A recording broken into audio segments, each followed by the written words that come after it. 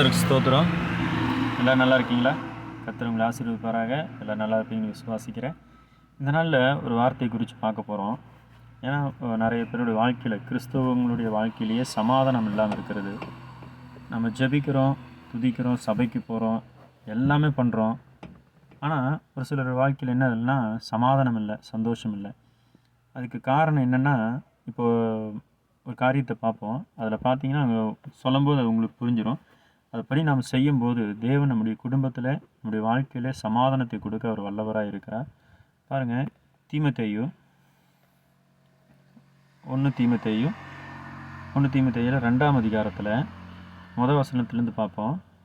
நான் பிரதானமாய் சொல்லுகிற புத்தி என்னவெனில், எல்லா மனுஷருக்காகவும் விண்ணப்பங்களையும் ஜெபங்களையும் வேண்டுதல்களையும் ஸ்தோத்திரங்களையும் பண்ண வேண்டும். நான் சொன்னேன் இல்லைங்களா, சமாதானம் வேணும்னு சொல்லிட்டு.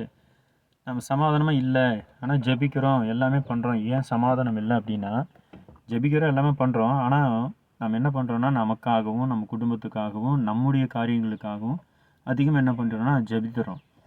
அதுக்காகவே நம்ம சிந்தித்து கொண்டு இருக்கிறோம். ஆண்டவர்கிட்ட அதுக்காகவே மன்றாடுறோம், உபவாசமெல்லாம் போட்டு ஜெபிக்கிறோம். ஆனால் இதில் ஆண்டவர் சொல்கிற வார்த்தை என்னென்னா, எல்லா மனுஷருக்காகவும் விண்ணப்பங்களையும் ஜெபங்களையும் வேண்டுதல்களையும் ஸ்தோத்திரங்களையும் பண்ண வேண்டும். எதுக்காக? அடுத்த வார்த்தையில் பார்த்தீங்கன்னா, நாம் எல்லா பக்தியோடும் நல்லொழுக்கத்தோடும் கலகமில்லாமல் அமைதலுள்ள ஜீவனம் பண்ணும்படிக்கு ராஜாக்களுக்காகவும் அதிகாரமுள்ள யாவருக்காகவும் அப்படியே செய்ய வேண்டும். ஆமேன். அதில் கவனிச்சிருப்பீங்க, நாம் எல்லா பக்தியோடும் நல்ல ஒழுக்கத்தோடும் கலங்கமில்லாமல் அமைதலுள்ள ஜீவனம் பண்ணும்படிக்கு. அமைதலுள்ள ஜீவனம்னு சொன்னால் அது எதை குறித்தது? அமைதி அப்படின்னா ஒரு சமாதானம் தாங்க.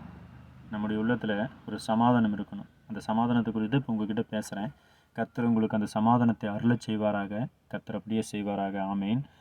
நம்ம அமைதலாக ஜீவனம் பண்ணணும். நம்ம குடும்பத்தில் நம்ம பிள்ளைகளோடு குடும்பமாக, அதாவது கிறிஸ்துவ வாழ்க்கைன்னா நம்ம பணம் காசு நிறையா இருந்தால் தான் சமாதானம் இருக்கும் அப்படின்னு இல்லைங்க. ஆண்டுடைய தயவும் ஆண்டுடைய கிருபையும் ஆண்டுடைய அபிஷேகமும் ஆண்டுடைய ஆசீர்வாதம் நம்ம வாழ்க்கையில் இருந்தாவே நம்முடைய வாழ்க்கையில் ஒரு சமாதானம் இருக்கும். ஏன்னா நாங்கள் அதை அனுபவித்து கொண்டிருக்கிறோம். தேவன் அப்படியா எங்களுக்கு கொடுத்துருக்கிறார். நம்ம இன்னும் அதை பெற்றுக்கொள்ள வேண்டும் அப்படின்னா அமைதலுள்ள ஜீவனம், அதாவது சமாதானத்தின் ஜீவனம் பண்ணணுன்னா நாம் எல்லா பக்தியோடும் நல்ல ஒழுக்கத்தோடும் அமைதலுள்ள ஜீவனம் பண்ணும்படிக்கு ராஜாக்களுக்காகவும் அதிகாரமுள்ள யாவருக்காகவும் அப்படியே செய்ய வேண்டும். எப்படி செய்யணும்?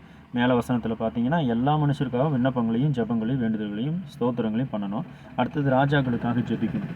இதில் என்ன காரியம் தோணுதுன்னா, நம்முடைய தேசத்திற்காக ஜெபிக்கணும் அப்படின்னு சொல்லிட்டு ஆண்டவர் சொல்லி கொடுக்குறாரு.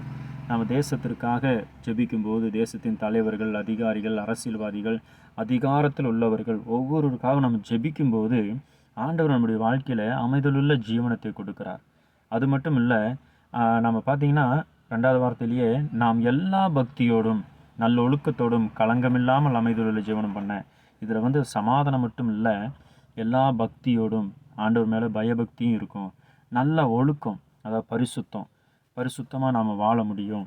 களங்கமில்லாமல் அமைதலுள்ள ஜீவனம் பண்ண முடியும். களங்கமில்லாமல் என்ன, பரிசுத்தமாய் ஜீவிக்க முடியும். எந்த ஒரு வேறு காரியங்களும் செய்யாதபடி, அசுத்தங்களை செய்யாதபடி, கர்த்தருக்கு பிரியமில்லாத காரியங்களை செய்யாதபடி நாம் சமாதானமாய் அமைதியாக வாழ முடியும்.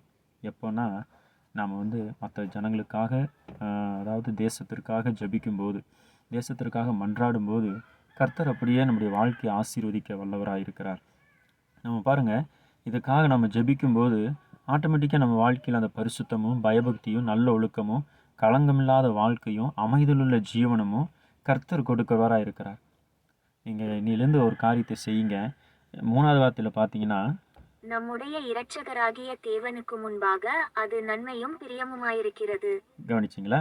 நம்முடைய இரட்சகராகிய தேவனுக்கு முன்பாக அது நன்மையும் பிரியமுமாய் இருக்கிறது. பார்த்தீங்களா? நம்ம ஆண்டவருக்காக பிரியமாய் வாழணும். ஆண்டவருக்கு என்ன பிரியம் அப்படின்னு சொல்லிட்டு நம்ம ஆண்டவருக்கு பிரியமான காரியங்களை செய்யும்போது ஆண்டவர் நம்முடைய வாழ்க்கையில் நமக்கு என்ன தேவையோ அதை செய்ய வல்லவராக இருக்கிறார். இந்த வார்த்தைகள் உங்களுக்கு புரிஞ்சிருக்கும். இதை நீங்கள் அனுதினமும் தியானம் பண்ணுங்கள். மற்றவங்களுக்காக ஜெபம் பண்ணுங்கள். தேசத்திற்காக, முக்கியமாக தேசத்தினுடைய சமாதானத்திற்காக ஜெபிங்க. ஏன்னா எத்தனையோ இடங்களில் பார்க்குறோம், எத்தனையோ பிரச்சனைகள், பாடுகள், போராட்டங்கள், அப்புறம் வியாதி, அந்த தீவிரவாத காரியம், அசுத்தம், காமவிகாரம், அது இல்லாமல் எத்தனையோ போராட்டங்கள் எல்லாம் நாம் பார்க்குறோம். தேவன் இவைகளுக்காகலாம் நம்ம ஜெபிக்கணும்னு சொல்லிட்டு ஆண்டவர் நம்மக்கிட்ட எதிர்பார்க்கிறார். ஆண்டவர் அப்படியே உங்களை ஆசீர்வதிப்பாராக. கர்த்தர் உங்களுக்கு உதவி செய்வார். ஜெபிக்க, துதிக்க, ஆராதிக்க கர்த்தர் உங்களுக்கு உதவி செய்வாராக. தேவன் பெரியவர். தேவன் பெரிய காரியங்களை செய்ய வல்லவராக இருக்கிறார். நம்ம ஆண்டவருக்கு பிரியமாய் வாழணும். அதுவே அது என்னது, நம்முடைய இரட்சகராகிய தேவனுக்கு முன்பாக அது நன்மையும் பிரியமாய் இருக்கிறது. அப்படி நம்ம ஆண்டவருக்கு பிரியமாய் செய்யும்போது ஆண்டவர் நம்முடைய வாழ்க்கையில் எப்படியா இருக்காரா, சமாதானமுள்ள வாழ்க்கையாய் அமைதியுள்ள ஜீவனம் பண்ணும்படிக்கு. யாருக்கெல்லாம் சமாதானம் வேணும், அமைதியாக ஜீவிக்கணும், சந்தோஷமாக ஜீவிக்கணும், யாருக்கெல்லாம் பிரியுமோ இதை நம்ம செய்வோம். ஆண்டவர் கண்டிப்பாக கட்டாயமாக அதை நமக்கு கொடுக்க, சமாதானத்தை கொடுக்க அவர் வல்லவராக இருக்கிறார். ஏன்னா வேத வசனமானது ஜீவனுள்ளது, உண்மை உள்ளது, அது ஒருபோதும் தவறாது. நாம் அதை செய்வோம்.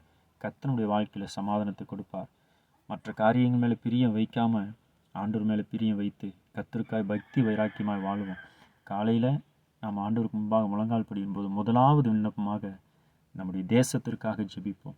தேசத்திற்காக ஜெபித்து சமாதானத்தை நம்ம என்ன பண்ணுவோம், பெற்றுக்கொள்வோம். நம்ம அதுக்காக ஜெபிக்கும்போது நம்முடைய வாழ்க்கையில் ஆட்டோமேட்டிக்காக எல்லாமே வருது. ரெண்டாவது வார்த்தையில் பார்த்தா எல்லா பக்தியும் வருது, நல்லொழுக்கமும் வருது, களங்கமில்லாத அமைதலுள்ள ஜீவனமும் நமக்கு வருது.